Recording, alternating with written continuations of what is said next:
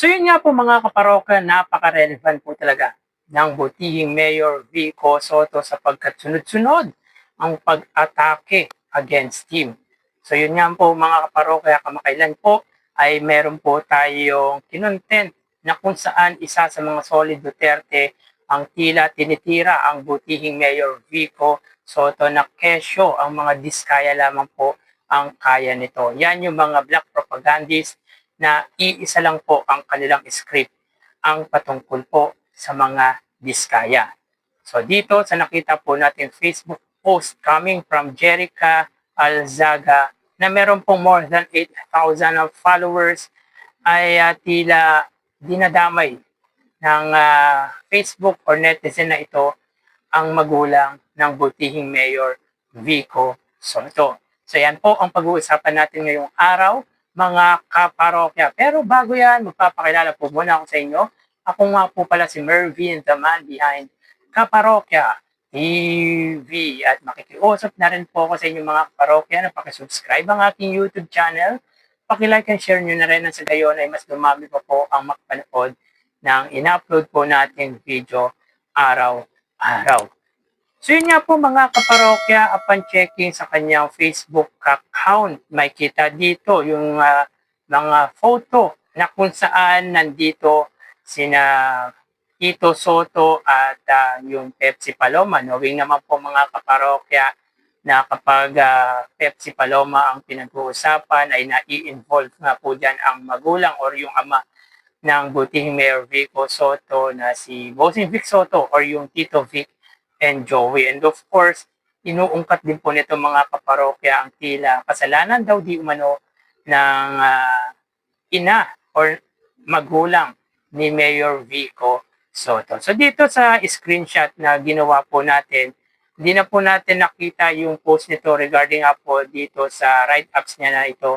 Tanging ang screenshot na lamang po ang maipapakita ko sa inyo. Hindi po natin maibibigay yung buong details sapagkat parang binura na nga po yung write-ups or yung patungkol nga po dito. So basahin natin mga kaparokya. Mayor Vico, hiniya mo nang hiniya si Sara Diskaya. Hindi ka na makontento or nakontento na magsampa ng legal process or gawin ang due process. Hiniya mo nang hiniya as if wala kang pagkakasala o maski ang iyong mga magulang, ang iyong buong angkan nagkakasala. Well, lahat naman po talaga nagkakasala. Pero yung pagkakasala o pagkakamali ng magulang ay hindi po pagkakamali ng isang anak. Ibang-iba po yun. Iba po yun mga kaparokya. Nagkasala din naman si Adan pero sa Biblia hindi niya hiniya or hindi siya hiniya ng Diyos Ama. Nagkasala din ang lahat pero bakit pagmamahal ang binigay ni Jesus sa kanila? Bakit nagpapako si Jesus? Hindi naman sa Kanya. So dinadamay pa ang patungkol sa Biblia, ang patungkol kay Hesus Kristo. Well, tao lang naman po si Mayor Vico Soto. Tao lang naman po tayo at talagang wala pong perfecto dito. Pero yung sinasabi mong hiniya ay hindi naman po totally hiniya ni Mayor Vico Soto ang mag-asawang Diskaya. At kung sa palagay nito ay hiniya ni Mayor Vico Soto ang mga Diskaya, ay karapatan niya naman po yun. Pero naniniwala ako na hindi po hiniya ni Mayor Vico Soto ang mag-asawang Diskaya. Tanging sinasagot lamang po ni Mayor Vico Soto ang mga kasinungalingang pinagsasabi ng mag-asawang ito noong time na humarap po sila sa investigation ng Blue Ribbon Committee sa Senado at sa Congress.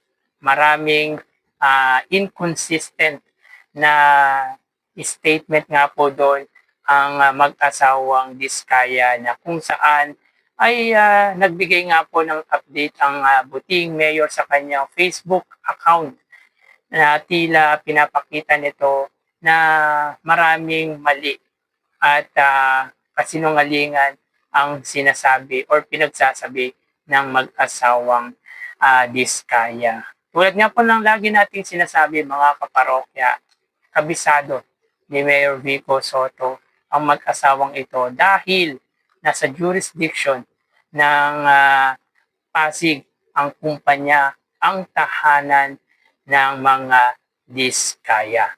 Katotohanan lamang po ang sinasabi ni Mayor Vico Soto. At kung evidence-based lang ay meron naman pong maipapakitang konkretong ebidensya ang butihing Mayor Vico Soto against sa mga diskaya. So ano ang punto nito mga kaparokya? Ako, para sa akin, wala lang.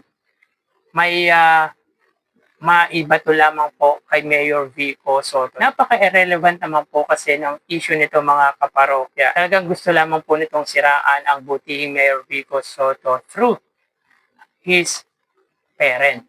Kumbaga ginagamit yung mga angkan, ginagamit yung magulang ni Mayor Vico Soto para tibagin ang butihing mayor. Pero sa mga ganito mga kaparokya, hindi matitibag ang butihing Mayor Vico Soto. Napakatibay ni Mayor Vico Soto sa mga ganitong sitwasyon at alam na alam ni Mayor Vico Soto ang galawang ganito. Siguro mga kaparokya, isa ito sa mga bayaran na kumakalaban kay Mayor Vico Soto. Kaya kung evidence-based lang, mayroong maipapakita si Mayor Vico Soto. Pero ang siraan sa pamamagitan ng mga ginawa ng kanyang mga magulang ay napaka-irrelevant at napaka-nonsense. Hindi po nagmamatter yon dahil ngayon ang mga tao gusto ay yung katotohanan. Kaya kahit anong paninira ang gawin nila kay Mayor Vico Soto, for sure, hindi maaapektuhan ang butihing Mayor Vico Soto at hindi maapektuhan ang mga sumusuporta dito. Tanging ang mga kumakalaban lamang po kay Mayor Vico Soto, kung sino man yan ang kumakalaban kay Mayor Vico Soto, ang siyang maniniwala sa mga negative na pinagsasabi against Mayor Vico Soto. Yung mga supporter ng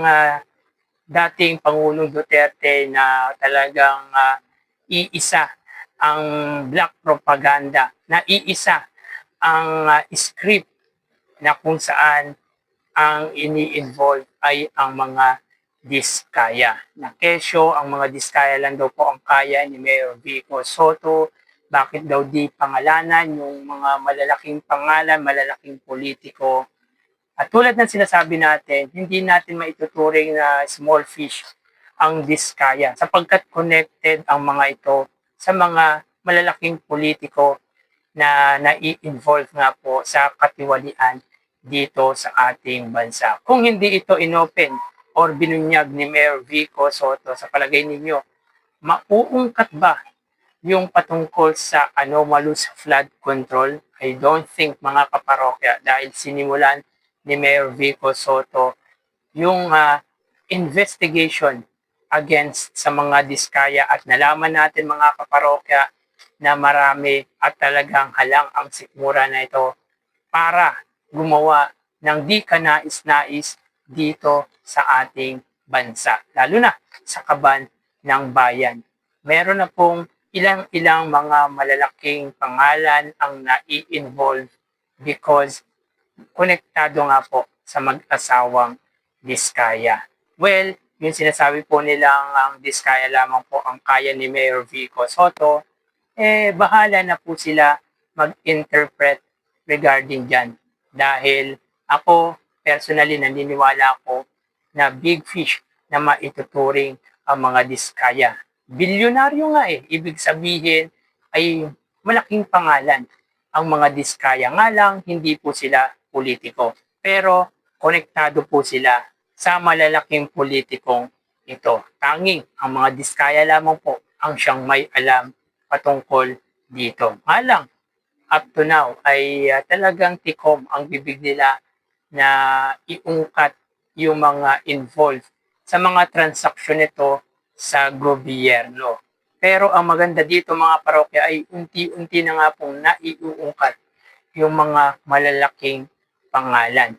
Kaya siguro mga kaparokya ayaw magsalita ng mga Diskaya ay dahil natatakot na rin po ito sa seguridad ng kanilang pamilya. At meron bang small fish na namba-blackmail ng mga congressman?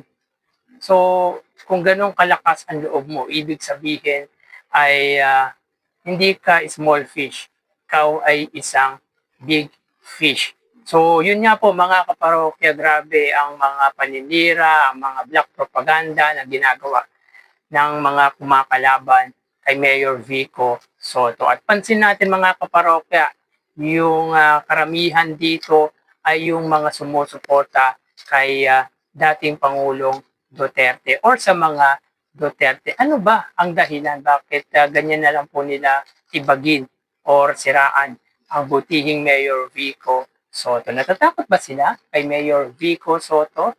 Threat ba si Mayor Vico Soto para sa sinusuportahan nilang politiko? Kaya sobrang nagtataka ako mga parokya kung bakit talagang sinisiraan at talagang dinidemolish nila na ipinaglalaban lamang po ang kanyang constituent, ang mamamayang Pilipino. So kayo mga parokya, ano masasabi nyo patungkol nga po dito? So hanggang dito na lang po tayo. Magsingat po tayo palagi. Thank you and God bless.